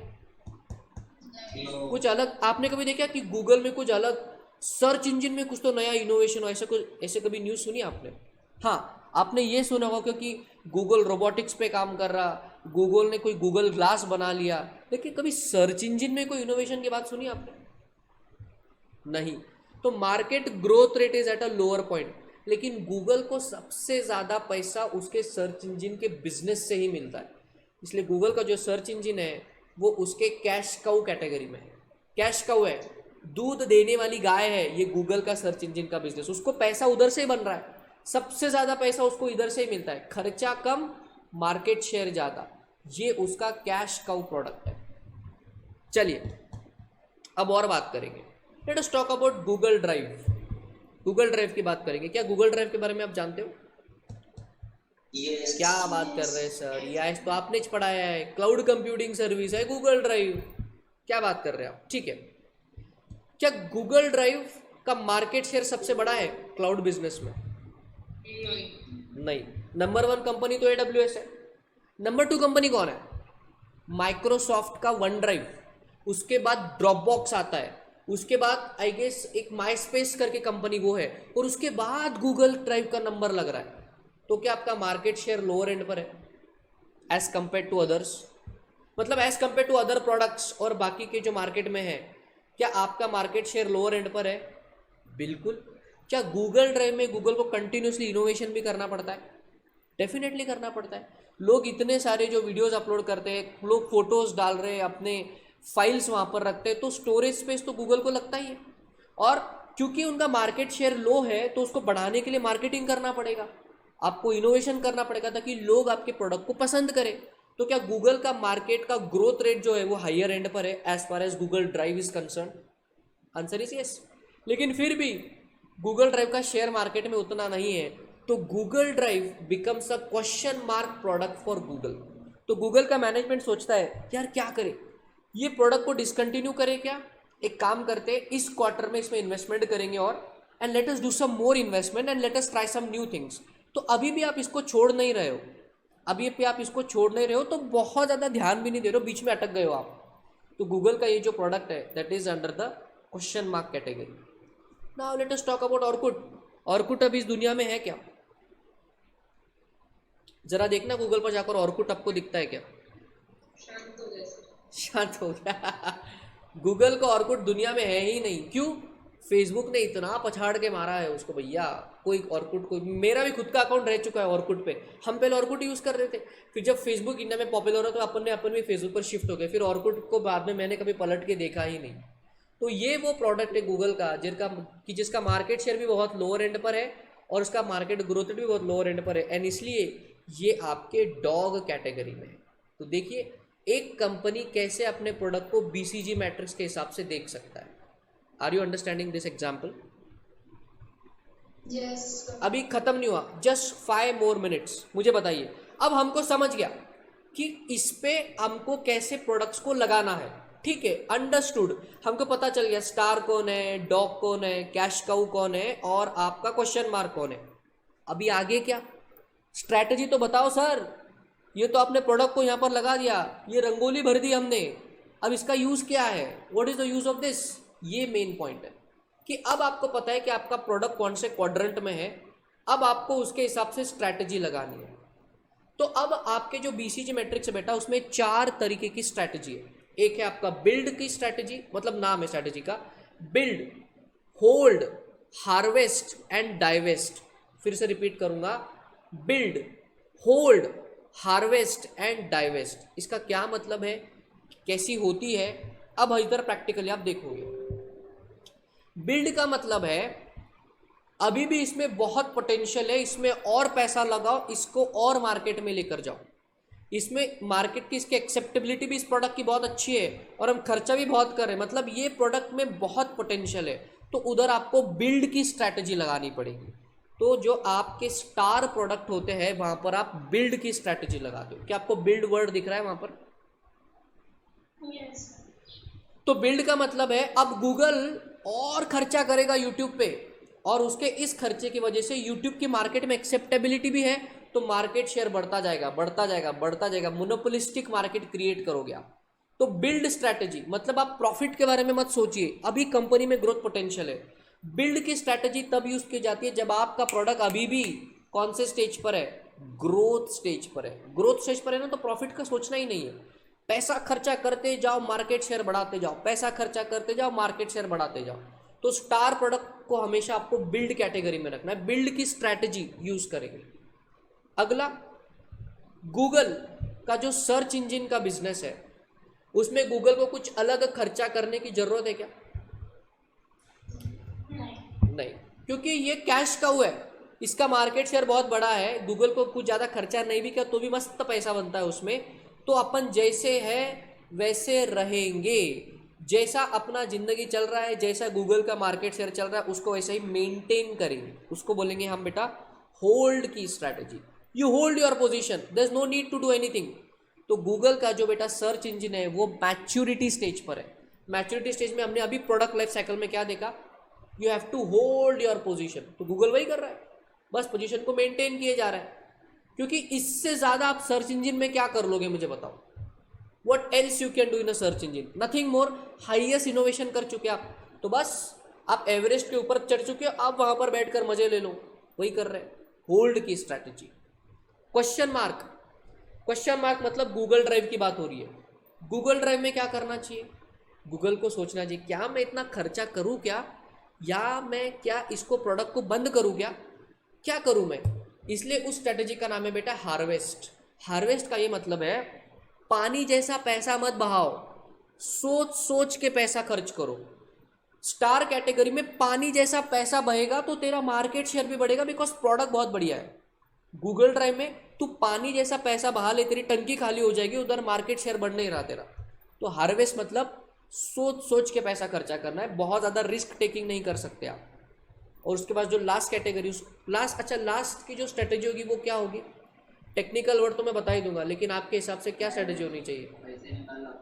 पैसे निकाल लो, किसी और प्रोडक्ट में पैसे डाल लो, उसको हम कहते हैं डाइवेस्ट। डाइवेस्ट का मतलब होता है डाइवेस्टमेंट, मतलब उस प्रोडक्ट से पैसा निकाल लो और किसी प्रॉफिट मेकिंग प्रोडक्ट में पैसा डाल दो। तो गूगल ने वही करा, ऑर्कुट को बंद कर दिया और उसका पैसा दूसरे किसी प्रॉफिट मेकिंग प्रोडक्ट में उन्होंने लगा दिया। गूगल का एक ऑफिशियल स्टेटमेंट भी है जो मैं जल्द आपको अगले चैप्टर में दिखाने वाला हूँ। प्रेस कॉन्फ्रेंस किया था गूगल ने जब ऑर्कुट को बंद किया था, और उन्होंने उधर बोला है कि हम ऑर्कुट को बंद कर रहे हैं बिकॉज यहाँ का पैसा हमें लगता नहीं कि बहुत ज़्यादा बनेगा, तो यहाँ से पैसा निकाल के हम उसको यूट्यूब में डालेंगे। ये गूगल का ऑफिशियल स्टेटमेंट है। तो बेटा इसी स्ट्रैटेजी को कहते हैं divestment strategy. Are you understanding? Yes. समझ रहा है सबको? अभी आपको बेटा 2 मिनट का समय है, ये एग्जाम्पल लिख लो।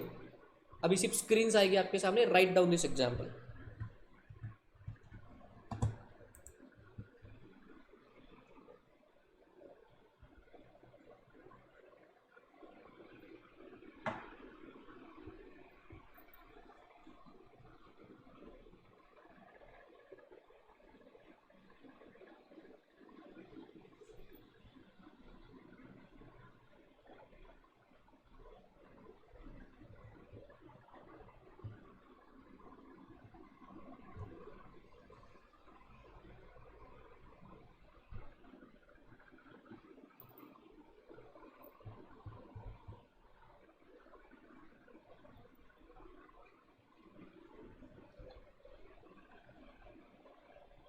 When you have written, please let me know.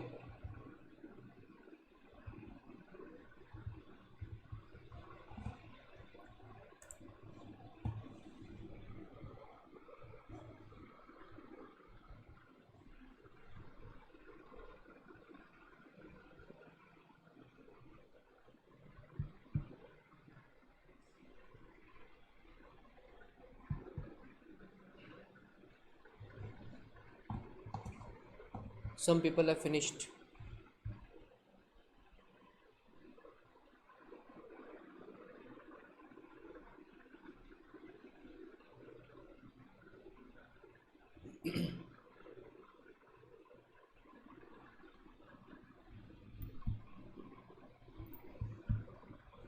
Majority of the people have finished, I can see.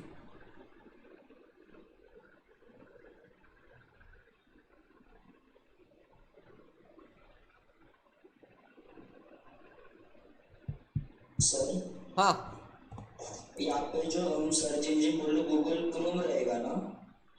नहीं बेटा, गूगल क्रोम तो एक प्रोडक्ट है, वेब ब्राउजर है। google.com का जो सर्च इंजिन, जो उसका वेबसाइट है, that is that product. Okay sir. हाँ, बिकॉज वेब ब्राउजर तो एक प्रोडक्ट है, गूगल का सर्च इंजन एक डिफरेंट प्रोडक्ट है, और वही से उनकी शुरुआत हुई थी, और उससे उन्होंने इतना पैसा बना लिया कि वो अब कुछ चीज़ें फ्री में ही दे देते हैं, जैसे जीमेल, बहुत सारा जो कंटेंट है फ्री में दे देते। गूगल मैप्स का कोई पैसा नहीं लग रहा आपको। क्या कभी आपने गूगल मैप्स यूज़ करने का पैसा दिया है? बिल्कुल नहीं। बट क्या ये बहुत ही बढ़िया सी सर्विस है, अल्टीमेट है, बिल्कुल अल्टीमेट है। सर फिर गूगल जो मैप्स है वो भी इधर आएगा ना iOS को? कहाँ जाएगा? डॉग में। नहीं, डॉग क्यों जाएगा? बेटा गूगल का तो उसका मार्केट शेयर कैसा है गूगल मैप का? कोई है क्या दूसरा कंपनी का मैप? क्या लग रहा है आपको? फाइंडर। लेकिन क्या फाइंडर यूज करते हैं या आप गूगल मैप से यूज करते हैं? गूगल तो मार्केट शेयर हाई है ना आपका, तो आपका वो स्टार कैटेगरी में चला जाएगा। स्टार प्रोडक्ट है गूगल मैप्स। भैया गूगल मैप्स मतलब इट्स अ बिग इनोवेशन। पूरी धरती को उन्होंने ऐसे डिजिटाइज कर रखा है, and you can go anywhere and you can find places out there. ये कितना बढ़िया सा कॉन्सेप्ट है, कोई और इतना बढ़िया से कोई कर भी नहीं रहा, लेकिन इनोवेशन को करना पड़ता है। हर 6 महीने में गूगल मैप अपडेट होता है, गूगल अपडेट करता है उसको अपने सैटेलाइट के थ्रू। वैसे तो लगभग हर 1-2 दिनों में आप अगर देखो तो लोकेशन का अपडेशन का आपको पता नहीं चलेगा, लेकिन गूगल के सर्वर पे होता है। लेकिन हर 6 महीने में गूगल एक बड़ा अपडेशन लाता है अपने मैप्स में। क्यों? क्योंकि हो सकता है बहुत लोकेशंस चेंज हो गए, यहाँ से वहाँ कुछ बदल गया, कुछ नए लोकेशंस क्योंकि धरती पे अभी भी बहुत सारी ऐसी जगह है जो एक्सप्लोर्ड ही नहीं है, तो उसको भी गूगल मैप में लाने के अंदर आपको कंटिन्यूसली रिसर्च पे खर्चा करना पड़ता है। So that's a star product Google maps. So yes, चलिए। सो भैया यहाँ पर हमने कंप्लीट कर लिया है आपका BCG मैट्रिक्स। जी हाँ सर, पूरा तरीके से ही कंप्लीट हो गया है। अगर आप इसको नोट्स में जाकर देखेंगे, सर एग्जाम में हमको डायग्राम ड्रॉ करना है क्या? हाँ करना है।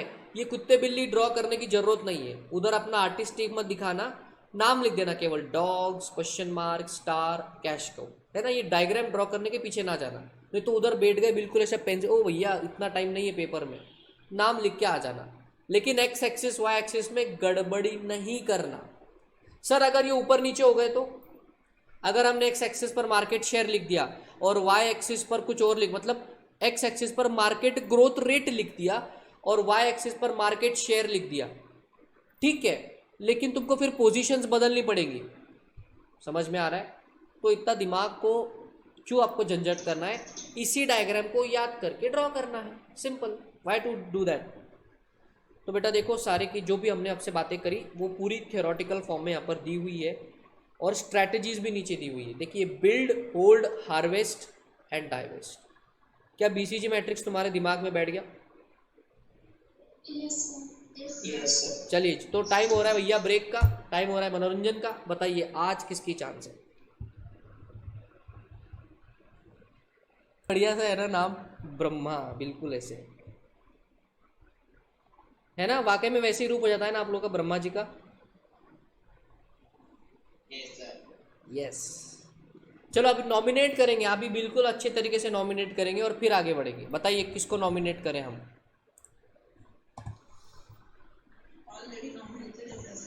सिद्धि तो है ही नॉमिनेटेड, तो सिद्धि जी आप रेडी हो गया आना कल, है ना? और उसके अगले दिन प्रसाद का होगा। प्रसाद जी आपको आज ही हमने नॉमिनेट कर दिया।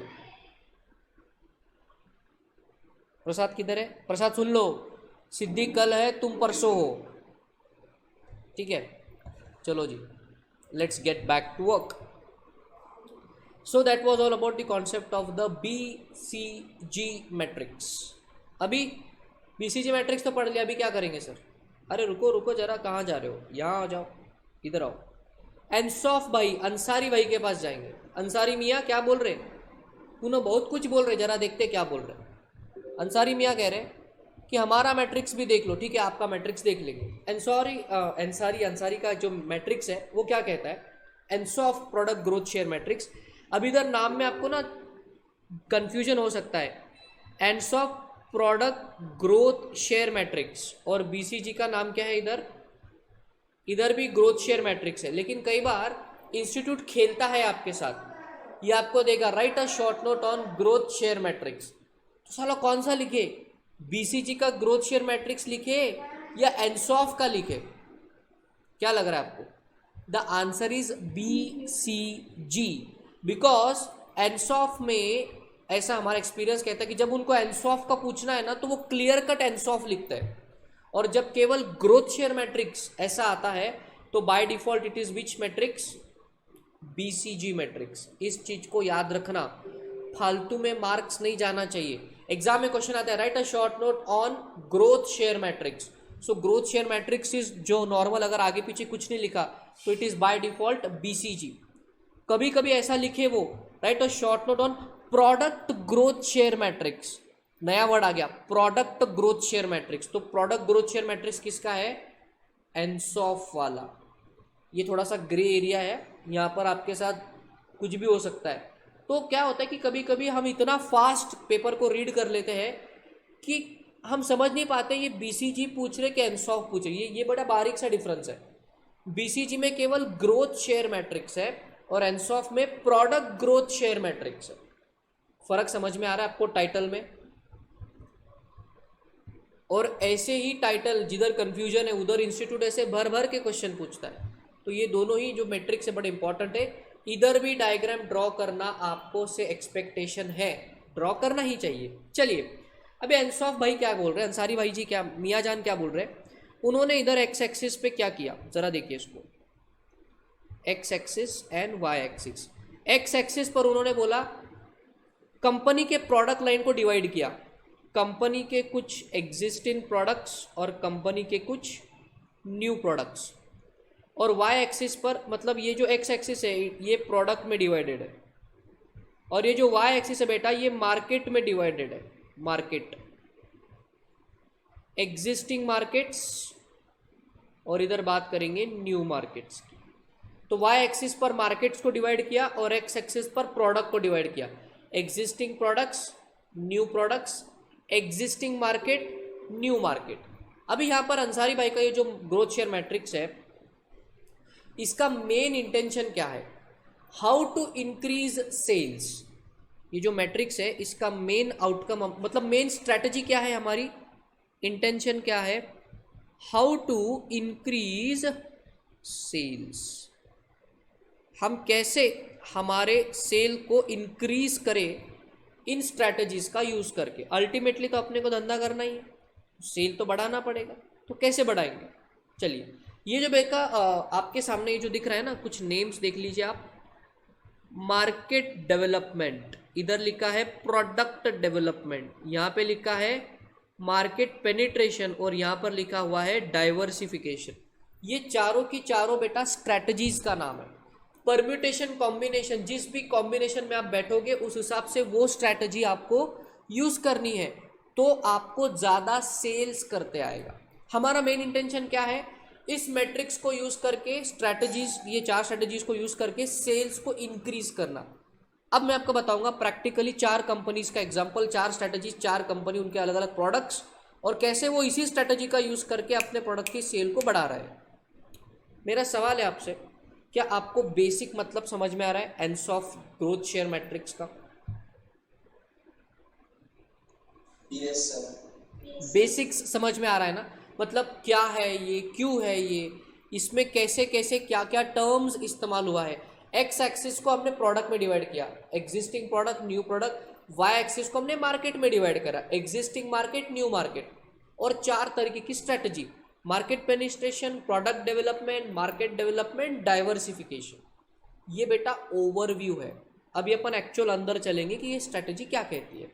चलिए, सबसे पहला जो सिचुएशन है, हो सकता है कि आज हम इस मैट्रिक्स को पूरा ना कर पाए, दो स्ट्रेटजीज को करेंगे और हम क्लास को एंड करेंगे। डोंट वरी, दो ही स्ट्रेटजी करेंगे, क्लास को एंड करेंगे, बाकी स्ट्रेटजीज कल करेंगे। सबसे पहला और सबसे सिंपल ये वाला, existing product existing markets, existing product existing market. कौन सी स्ट्रेटजी दिख रही है इधर? सर इधर ज्यादा रिक्वायरमेंट नहीं है ना, क्या हो गया? मतलब जैसे उधर ज्यादा प्रोडक्ट चाहिए थी, मतलब मल्टीपल प्रोडक्ट, वैसे इधर नहीं चाहिए ना। नहीं नहीं, यहाँ पर मल्टीपल प्रोडक्ट भी हो सकता है, सिंगल प्रोडक्ट भी हो सकता है, देर इज नो प्रॉब्लम। ऐसा कोई स्पेसिफिक रिक्वायरमेंट नहीं है। This is applicable to all the companies, there is no problem. BCG में आपका मल्टीपल प्रोडक्ट है तो बीसीजी एप्लीकेबल है। एनसॉफ बाई का growth share matrix is applicable to all the companies. ठीक है, चलिए, पहला कॉम्बिनेशन है existing product and existing market. तो स्ट्रेटेजी का नाम है मार्केट पेनिट्रेशन। पहले तो समझिए एग्जिस्टिंग प्रोडक्ट का मतलब क्या और एग्जिस्टिंग मार्केट का मतलब क्या। एग्जिस्टिंग प्रोडक्ट का क्या मतलब हो सकता है, जरा बताना आपको इस पढ़ के क्या समझ में आ रहा है। एग्जिस्टिंग प्रोडक्ट का मतलब क्या होगा? नहीं नहीं नहीं, only talk about existing product. Existing product मतलब वो प्रोडक्ट कंपनी ऑलरेडी मैन्युफैक्चर करता है, उसने कोई नया इनोवेशन नहीं करा है। It is an existing product of the company. And existing market मतलब वो मार्केट में बेच भी रहा है, मार्केट को उस प्रोडक्ट के बारे में पता भी है। सर ऐसा कौन सा प्रोडक्ट है? एग्जाम्पल ले लो, टाटा सॉल्ट। टाटा के लिए क्या उसका टाटा सॉल्ट एक नया प्रोडक्ट है आज के टाइम में? Answer is no. तो टाटा के लिए टाटा सॉल्ट आज के टाइम में इज एन एग्जिस्टिंग प्रोडक्ट। क्या टाटा सॉल्ट इंडिया उसके लिए एग्जिस्टिंग मार्केट है? हाँ बिल्कुल है। और क्या लोगों को भी टाटा सॉल्ट के बारे में अच्छी खासी जानकारी है? क्या वो एक ब्रांड है आज मार्केट में? यस। तो हम बोल सकते हैं कि टाटा के लिए उसका जो टाटा सॉल्ट है वो एक एग्जिस्टिंग प्रोडक्ट है और इंडिया उसके लिए एग्जिस्टिंग मार्केट है। फिर अभी अगर उसको सेल को इंक्रीज करना होगा तो उसको क्या करना पड़ेगा? The concept is market penetration. Market penetration strategy का मतलब क्या है? मार्केट पेनिट्रेशन, देखिए पेनिट्रेशन का मतलब होता है अंदर चल जाना। अंडरस्टैंड? ये दीवार है, इसमें आप कील ठोकते हो, तो बेसिकली जब आप ठुकाई करते हो, कील ठोकते हो, सो आपका जो कील है वो पेनिट्रेट करता है दीवार में। तो मार्केट पेनिट्रेशन की स्ट्रैटेजी मतलब है इस तरह की स्ट्रैटेजी बनाना जो बिल्कुल आपको मार्केट के अंदर लेके चले जाए। आपने वो पद्मावत मूवी देखी है? पद्मावती वाली अलाउद्दीन खिलजी की मूवी देखी है? यस। उसमें स्टार्टिंग में देखो लड़ाई दिखाई है, जहाँ पे वो रणवीर कपूर वो मंगोलों से लड़ता है। राजा बनने के पहले वो मंगोल से लड़ता है और बिल्कुल ऐसे अंदर घुस जाता है, बिल्कुल ऐसा धुआं धुआं दिखाई देता है, और फिर वो उनके सरदार का सर हाथ में लेके आता है। क्या वो मूवी सीन देखा है आपने? रुकिए, थोड़ा सा आपको इमेजिनेशन का कमी है, इमेजिन करवाने का ट्राई करेंगे आप, तो पेनिट्रेशन का मतलब समझ में आएगा आपको।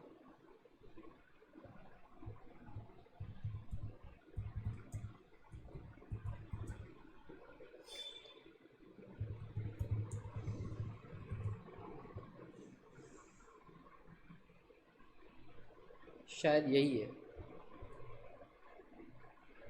ये खाने पीने की ऐड देखकर ना भूख लग जाती है साला।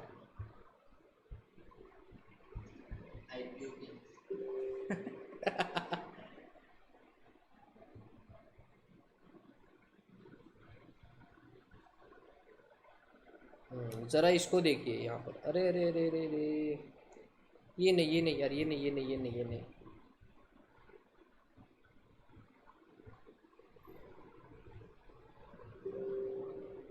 किधर है रे वो बैटल? हाँ ये वाला।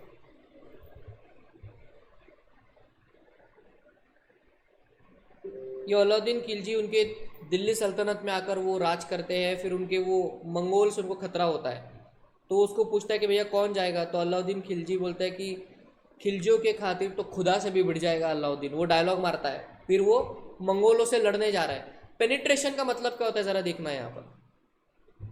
अब यहाँ पर जो है वो युद्ध शुरू होगा, अलाउद्दीन अभी भी पीछे ही है। पेनिट्रेशन स्ट्रैटेजी क्या होती है ज़रा देखिए। सामने सामने भिड़ गए, वो मंगोल है वहाँ से आ रहे हैं, ये अलाउद्दीन की सेना इधर से उधर से सब तरफ से चल रही है, और धुआं ही धुआं उड़ गया है।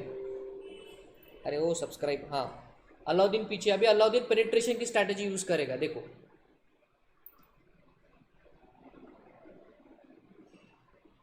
भिड़ गया और पूरा धुआं ही धुआं उड़ गया। ना विल स्टार्ट।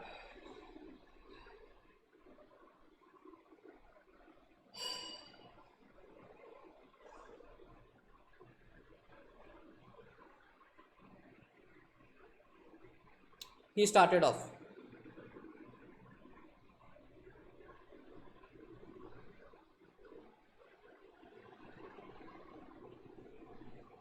कुछ दिख रहा है आपको? यस, ये होती है बेटे पेनिट्रेशन की स्ट्रैटेजी की। एग्जिस्टिंग मार्केट में बहुत धूम चल रही है, बहुत सारे प्रोडक्ट है, आप कैसे अंदर घुस के अपने प्रोडक्ट की सेल बना। तो पेनिट्रेशन का मतलब होता है बिल्कुल अंदर चले जाना, अंदर तक आपकी पहुंच बना के फिर वहां पर आपके मार्केट को डेवलप करना। इस स्ट्रैटेजी को कहते हैं the concept of market penetration. चलिए इसको कैसे बताएंगे हम। टाटा सॉल्ट का एग्जांपल लिए थे, एक और कंपनी का एग्जांपल लेंगे जो आपने उसको टेस्ट भी करा, इसलिए वो एग्जांपल आपको ज्यादा समझ में आएगा। कुरकुरे खाए नहीं खाए कभी आपने? कुछ बच्चे तो शायद अभी भी खा रहे होंगे अपने वीडियो देखते देखते हैं।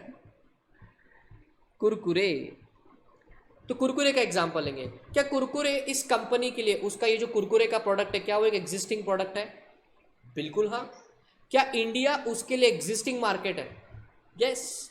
तो ये वो वाली सिचुएशन है। तो कुरकुरे को अगर अपना सेल्स बढ़ाना है तो उसको मार्केट पेनिट्रेशन का यूज करना पड़ेगा। कैसे करेंगे देखते हैं। मार्केट पेनिट्रेशन का बोलता है कि आप एकदम प्राइजेस को ड्रॉप कर दो, एकदम जॉ ड्रॉपिंग प्राइजेस पे ऐसी ऑफर्स लेकर के आ जाओ कि कस्टमर धड़ाधड़ से आपके प्रोडक्ट को परचेस करने लगे। जैसे कुरकुरे दिवाली के सीजन्स में क्या करेगा, वैसे तो अगर आप नॉर्मल एक कुरकुरे बाय करना जाओगे तो 10 रुपये का पैकेट आपको मिलेगा, 10 या 20 रुपये का या 5 रुपये का भी पैकेट होता है। लेकिन दिवाली के सीजन में क्या करेंगे, ये कॉम्बो ऑफर लेके आएंगे आपके लिए। कभी देखा है दिवाली के टाइम पे कुरकुरे का कॉम्बो पैक, तो उसकी प्राइस जो है वो नॉर्मल से कम होती है। ज़रा देखना इधर, ये वाला प्रोडक्ट देखिए, कुरकुरे पार्टी मिक्स 550 ग्राम गिफ्ट पैक। अगर ये जो इसकी प्राइस है ना, ये इसकी प्राइस बहुत लोअर एंड पर रखते हैं।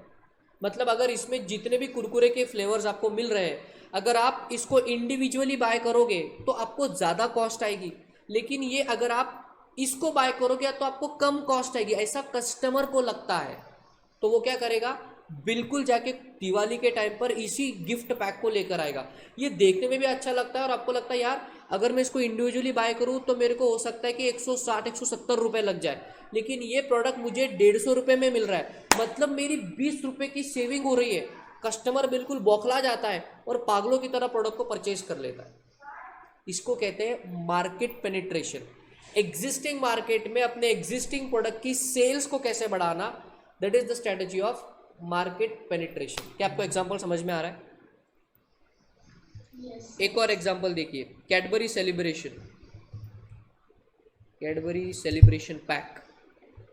ये तो आपको बिल्कुल, ये प्रोडक्ट तो मतलब राखी पे ये प्रोडक्ट फिक्स हो गया, ऐसा मार्केटिंग करा है ना इसका, राखी पे यही प्रोडक्ट चलता है। आप सबने इस प्रोडक्ट को देखा है कि नहीं देखा है? Yes, sir. Yes. हाँ, तो बेसिकली कैडबरी सेलिब्रेशन के इस प्रोडक्ट में क्या कैडबरी कंपनी के ही एग्जिस्टिंग प्रोडक्ट आपको मिलते हैं? जेम्स मिलेगा, 5 स्टार मिलेगा, कैडबरी के 2-3 अलग अलग साइज की कैडबरीज मिलेंगे। क्या ऐसा ही होता है सब अंदर? हाँ। तो कंपनी कस्टमर को पागल बना रहा है। कंपनी कस्टमर को ये फील कराता है कि अगर तुम ये पैकेट के जो सारे प्रोडक्ट है वो इंडिविजुअली बाय करोगे तो तुमको हो सकता है कि वही फंडा 170, 160, 180 रुपये लगेगा, लेकिन अगर तुम कैडबरी सेलिब्रेशन बाय करोगे तो ये तुमको 150 रुपये में दे देंगे, 200 रुपये में दे देंगे, ये साइज पर डिपेंड करता है। तो कस्टमर को लगता है अरे वाह बहुत बढ़िया, मेरा 10 रुपये का सेविंग हो रहा है, मेरा 5 रुपये का सेविंग हो रहा है, और इसके पीछे वो जाकर अब धड़ल्ले से इस प्रोडक्ट को परचेज करता है। मैं ये नहीं कह रहा हूँ कि प्रोडक्ट खराब है, प्रोडक्ट बहुत अच्छा है, लेकिन बेटा जो स्ट्रैटेजी है ना, क्या इस स्ट्रैटेजी से उनके एग्जिस्टिंग प्रोडक्ट एग्जिस्टिंग मार्केट में उनका सेल्स इंक्रीज हो गया? इस स्ट्रैटेजी को क्या कहते हैं? Market penetration. अपने एग्जिस्टिंग प्रोडक्ट की सेल्स कैसे बढ़ाओ? प्राइस को गिरा दो, कुछ कॉम्बो पैक बना दो, मार्केट में बेच दो, फटाफट लोग आपके प्रोडक्ट को परचेज कर लेंगे। आपने बहुत बार नासिक के बिग बाजार में वहां पर वो जोर जोर से चिल्लाते एक गया विकत एक गया फुकट, ऐसा कभी आपने सुना है? एक पर एक फ्री, बाय 2 गेट 1 फ्री, कभी ऐसी ऑफर्स आपने देखी है? तो ये क्या है? It is all the strategy of market penetration. Existing product existing market में सेल्स को इंक्रीज करने की सबसे तेज तरीका है मार्केट पेनिट्रेशन। प्राइसेस को गिरा दो, कॉम्बोज बना दो, यूजर फटाफट आपके प्रोडक्ट्स को परचेज कर लेगा। Are you understanding this? ये मॉल्स में आपको बहुत देखने मिलता है, बाय 2 गेट 1, बाय 3 गेट 4। अरे लगता है बहुत बहुत बढ़िया, फैमिली की फैमिली जाके परचेज कर रही है। ठीक है बेटा, बहुत अच्छी बात है, लेकिन कंपनी जिस स्ट्रैटेजी को यूज कर रही है उसको हम टेक्निकली कहते हैं मार्केट पेनिट्रेशन। सर ये स्ट्रैटेजीज हम क्लासेस वाले यूज करते हैं क्या? Do we use it? हाँ, we even use it. Sir कैसे? हम बच्चे को कॉम्बो प्रोडक्ट बना कर देंगे। बच्चे को बोलेंगे देखो, अगर तुम accounts, advance accounts, SSM, audit, FME को इंडिविजुअली सब्जेक्ट लोगे तो आपको ज़्यादा कॉस्ट आएगा। हम आपके लिए कॉम्बो बना के एक ही पेन में सारे प्रोडक्ट्स दे देंगे, that too at a very lower cost. क्या बच्चे के लिए भी फायदे वाली बात है? हाँ डेफिनेटली। और क्या क्लासेस वालों के लिए भी फायदे वाली बात है? हाँ डेफिनेटली। तो existing product existing market, the sale will increase. तो सर क्या ये कस्टमर को पागल बनाया जा रहा है? बिल्कुल नहीं। कस्टमर का भी तो फायदा हो रहा है और कंपनी का भी फायदा हो रहा है, उसका भी सेल बढ़ रहा है और कस्टमर को भी प्रोडक्ट कॉम्पिटिटिव प्राइस पर मिल रहा है। क्या दोनों के लिए विन विन सिचुएशन है? तो that is the concept of market penetration. तो उधर एग्जांपल लिख लेना, Kurkure Diwali combo pack, Cadbury celebration का combo pack, these are the examples of market penetration. I hope आप एग्जांपल्स लिख रहे हो, नहीं लिखोगे तो एग्जाम में तुम्हारे साथ दर्द डिस्को हो जाएगा। तो चलो भैया, आपके अगले क्लास का टाइम हो गया है and I will stop this here and now. बाकी की बातें कल करें। चलिए तब तक के लिए बाय बाय, चलते हैं, मिलते हैं कल। Bye sir. Bye bye. Bye.